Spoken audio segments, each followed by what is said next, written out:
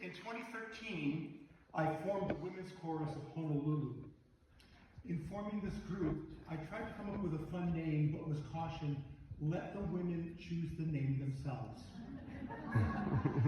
They eventually decided on SATBQ, which is a take not only on the standard parts of a mixed chorus, soprano, alto, tenor, and bass, and some of us women could sing bass, but also on the LGBTQ++++ alphabet.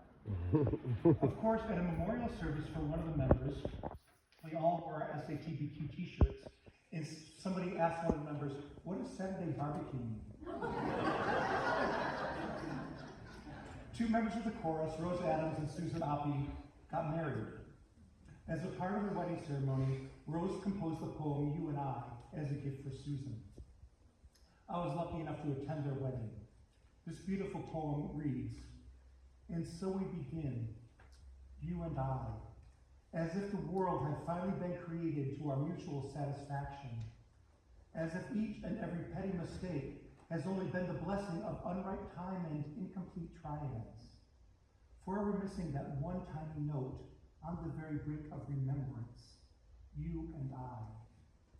For what will come in the single instant when the seas stop to consider whether all that came before will result in some new meaning of motion.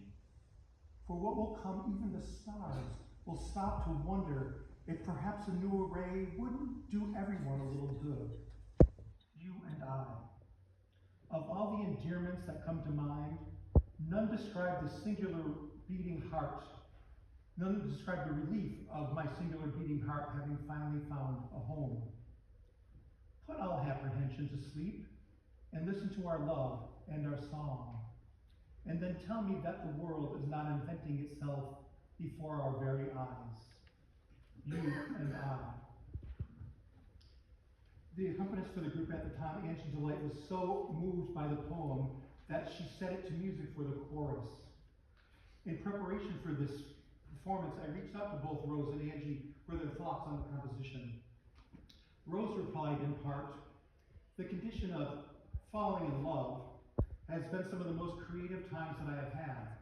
And I've had more than my share of that condition in my life, and somehow survived them all. At the beginning of that particular relationship, I'm sad to say that Rose and Susan are alone together. I sat down and wrote this poem out. I did not struggle to find the words, and there are things I might change now, but that really doesn't matter. Being in love is a blissful insanity that frees our brains to receive the divine.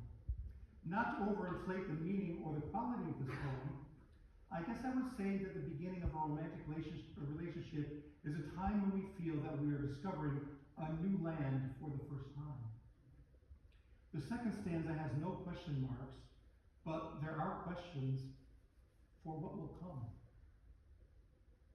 She subsequently wrote, John, to sum up my last blah-bitty-blah, love and insanity go hand in hand. Angie shared that she chose the keys because they are two of her favorites and feel like a warm blanket on a below-zero day and sound like comforting creek during a spring sunset with lightning rounds. The works of both Schubert and Schumann were influences in this piece with the romantic style, art songs, and song cycles. SATBQ was never able to finish learning this beautiful but incredibly challenging piece before I left Hawaii in 2015.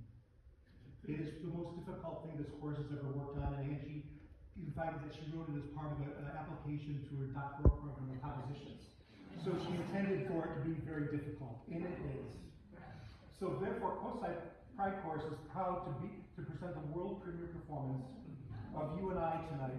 The composer, Angie Delight, flew in from Michigan last night and is here in the house with us.